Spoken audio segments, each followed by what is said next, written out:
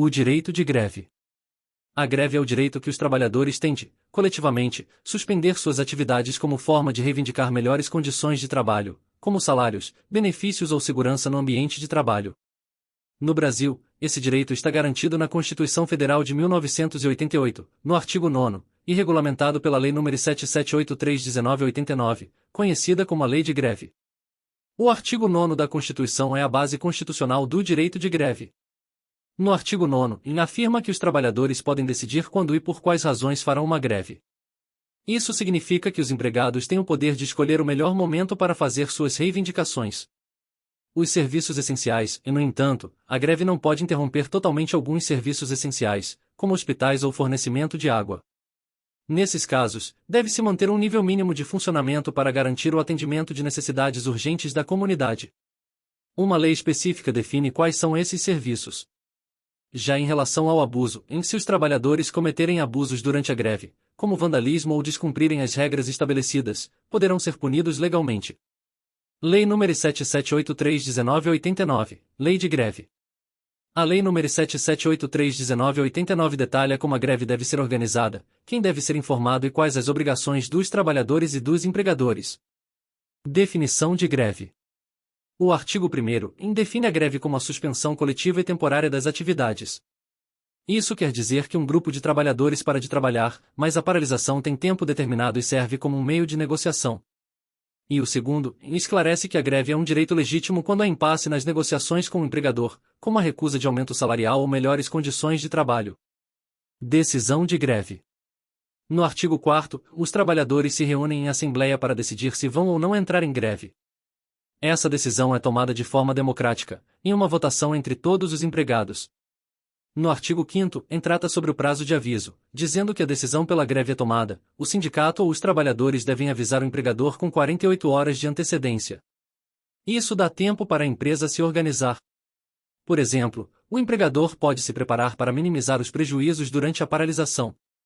Os serviços essenciais. Para atividades consideradas essenciais, que são aquelas que, se pararem completamente, podem colocar em risco a saúde ou segurança da população, existem regras especiais.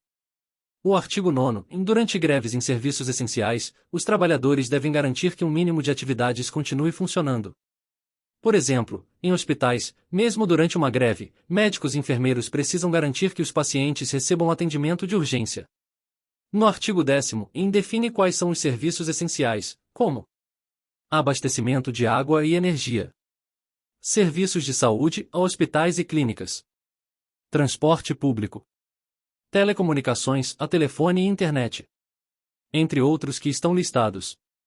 E o artigo 11º, a comunicação de greve nesses serviços deve ser feita com 72 horas de antecedência para que o empregador possa organizar uma equipe mínima para continuar o atendimento ao público. Esse prazo maior se aplica porque os impactos de uma greve em serviços essenciais são mais graves. Consequências da greve. Durante a greve, há implicações para o contrato de trabalho. A lei protege os trabalhadores para que não sejam demitidos injustamente, mas estabelece algumas condições. O artigo 6º, inciso 2º, os grevistas têm o direito de não comparecer ao trabalho, e o empregador não pode contratar trabalhadores substitutos enquanto a greve é considerada legítima. Isso impede que os empregadores enfraqueçam o movimento de greve. Se a greve for considerada abusiva ou ilegal, os empregadores podem demitir os funcionários ou contratar substitutos. A suspensão do contrato de trabalho. Durante a greve, o contrato de trabalho é suspenso. Suspensão do contrato significa que o trabalhador para de prestar serviços e não recebe salário, como em períodos de greve sem acordo. No caso de greve, se não houver um acordo sobre o pagamento dos dias parados, o contrato é considerado suspenso, ou seja, o trabalhador não recebe durante o período de paralisação. Contudo, se houver um acordo coletivo, as partes podem decidir pela compensação dos dias parados ou pelo pagamento desses dias. Abusividade e consequências. Se a greve não seguir as regras estabelecidas pela Lei nº 7783/1989 ou se os trabalhadores não cumprirem suas obrigações, como avisar o empregador dentro do prazo, a greve pode ser considerada abusiva. No artigo 14, greves abusivas sujeitam os trabalhadores a penalidades. Isso significa que, se a Justiça do Trabalho considerar a greve abusiva, o empregador pode aplicar demissão por justa causa, contratar substitutos ou tomar outras medidas legais contra os grevistas. Consequências do não retorno ao trabalho após acordo. Quando uma greve termina, espera-se que os trabalhadores retornem ao trabalho imediatamente, especialmente se houve um acordo entre eles e o empregador. Mas o que acontece se eles se recusarem a voltar? O artigo 7º da Lei nº 7783/1989, em que se os trabalhadores se recusarem a retornar ao trabalho mesmo após o fim da greve, o movimento pode ser considerado ilegal. Nesse caso, o empregador tem o direito de demitir os funcionários envolvidos por justa causa. Além disso, se o descumprimento for grave, o empregador pode até processar o sindicato ou os grevistas por danos morais ou prejuízos financeiros causados pela prolongação indevida da paralisação. Súmulas do TST sobre greve. Alguns entendimentos dos tribunais sobre a greve foram consolidados em súmulas. Essas são interpretações que o Tribunal Superior do Trabalho, a TST, aplica nos julgamentos sobre o tema. Súmula número 316 do STF, em participar de uma greve, por si só, não há motivo para demissão por justa causa. Ou seja, o trabalhador não pode ser demitido apenas por aderir à greve. Tendo em vista que a greve é um direito garantido ao trabalhador, caso ocorra uma demissão nessa situação, essa demissão será injusta, o que poderá abrir o direito a um pedido de indenização ou reintegração. Súmula número 217 do TST, um empregador não pode contratar trabalhadores substitutos durante a greve, exceto se ela for considerada abusiva. Súmula número 56 do TST, o período de paralisação por greve não garante o pagamento de salários aos trabalhadores, salvo se houver um acordo para pagamento dos dias parados. O que é lockout?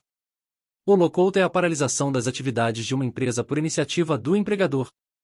Em vez de os trabalhadores interromperem suas atividades, como ocorre na greve, no lockout, é o empregador quem decide suspender os trabalhos, fechando temporariamente a empresa ou impedindo os funcionários de exercerem suas funções.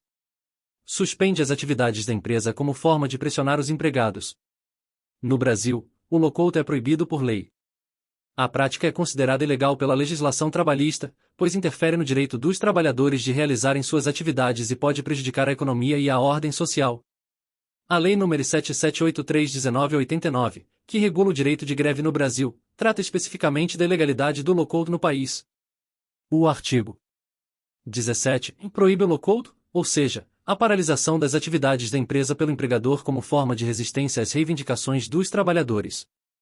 O artigo ainda prevê penalidades para o empregador que realizar lockout, podendo incluir multas e outras punições legais.